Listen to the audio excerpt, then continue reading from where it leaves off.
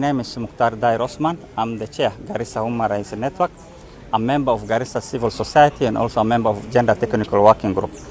And we are here today to condemn and the incident happened in Ifo 2 camp and yesterday, whereby a mother who was pregnant died in food distribution. This is a very bad incident which happened. So we are here today to totally condemn the concerned agency, that is WFP and DRC.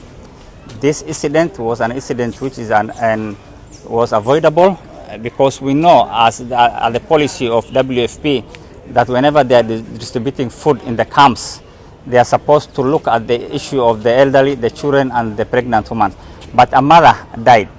And up to now, we have not seen or heard any statement condemning or talking about the issue by the Department of Refugee Services, and which is representing the Kenya government and also the UNHCR and other bodies which are in the refugee camp on issue of protection. So we want to condemn the incident which happened, and also our concern is the government, Kenya government, which is being represented at the camps, because the Department of Refugee Affairs are the custodian of the refugee camps.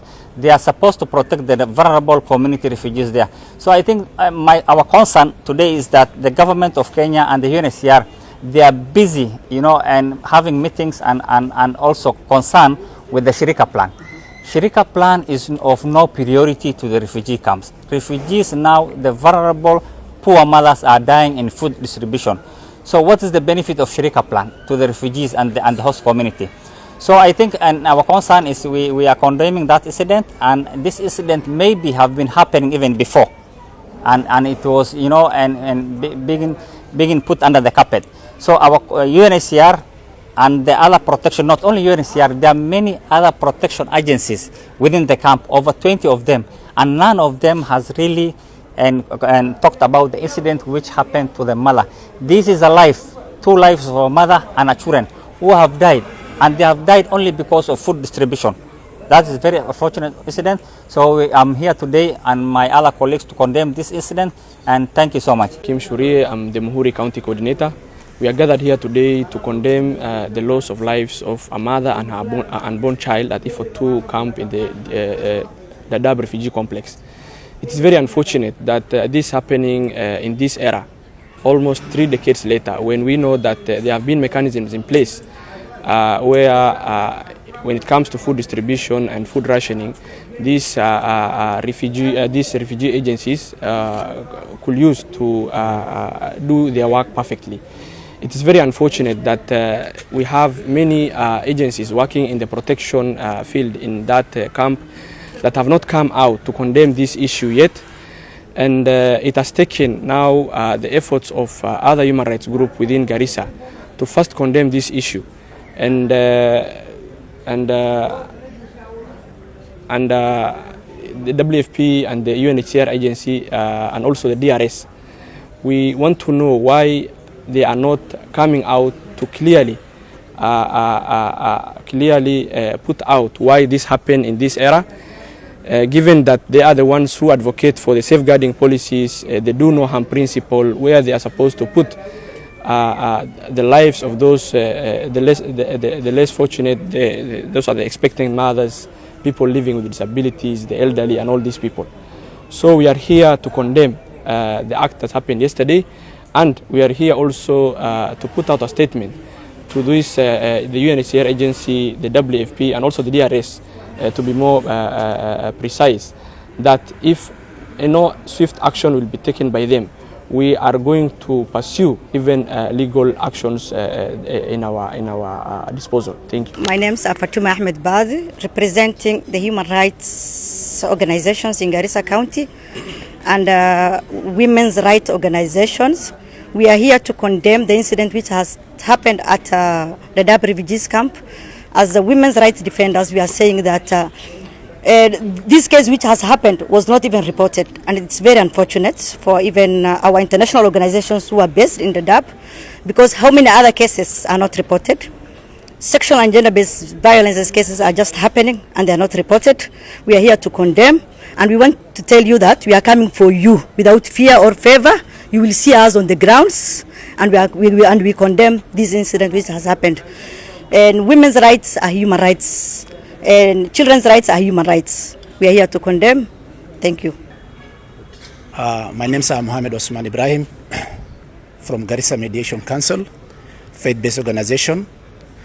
We are condemning with total condemnation of the human rights violation which has happened yesterday, where a mother, Khadija Noor, a mother who was pregnant, was killed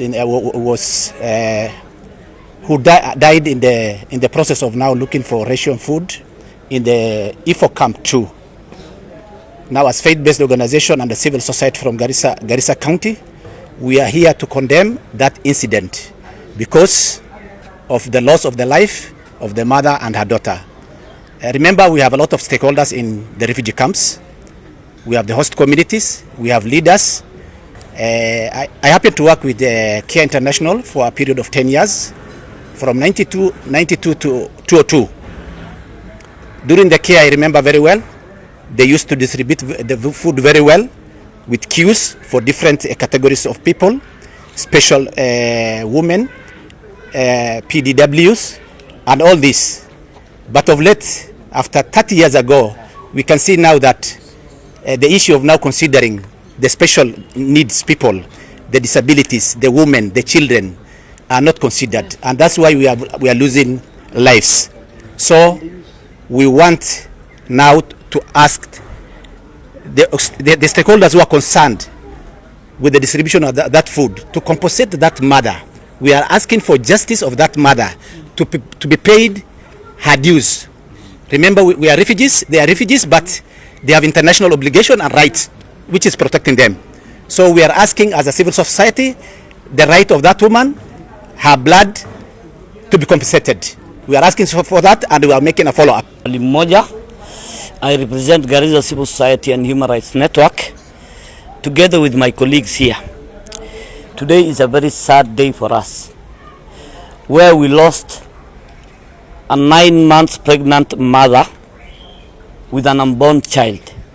So it's double tragedy for us to lose a mother and her child in a carefree situation, which is due to lack of safeguarding in programming. This has happened and it was reported to us by our gender technical working group members in the refugee host community and the refugee area. Agencies working there have also communicated to us.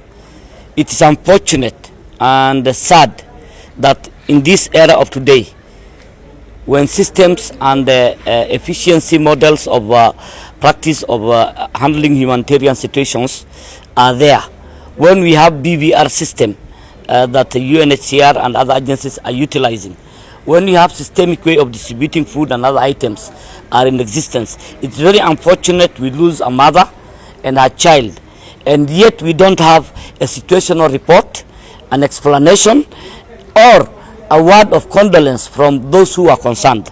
So on behalf of the civil society and my team here and our team here, we fully condemn the death and the occurrence of the death of this situation. We fully condemn those agencies that have not taken heed and have not taken responsibility of protection, and we fully demand for full compensation of the mother and the lost infant who was not born, who has not seen the doors of justice and the light of earth in a carefree situation that is that was not considerate and that was not efficient in putting in place safeguarding measures for correct distribution of food. We wish and we regret that such kind of issues should never happen now and never again. Of the press, my name is Abduham Ibrahim, working for the National Gender and Equality Commission. We joined today members of Garissa Civil Society Network and the Human Rights Defenders Network in condemning the unfortunate incident that happened yesterday, 4th April 2025, in Ifo 2 camp in the Dab sub-county, Garissa County, where a 28-year-old mother who was 9 months pregnant lost her life and the life of an unborn child. In 21st century, as the National Gender and Equality Commission, we condemn the loss of the mother, and we call upon the UNHCR, that is the UN agency mandated to protect refugees, and the Directorate of Refugee Services, which is the government agency mandated to protect refugees, to carry out a comprehensive investigation on this matter and submit a report on the status of why a 9-month pregnant woman was not given priority. It is very unfortunate that in the Dadaab refugee camp, where we all have the different protection actors, why were the protection mechanisms not followed? Why did the UN agency WFP, at the highest level of the UN distributing agency for food items in the refugee camps, why were they not following the protocols laid upon in the policies?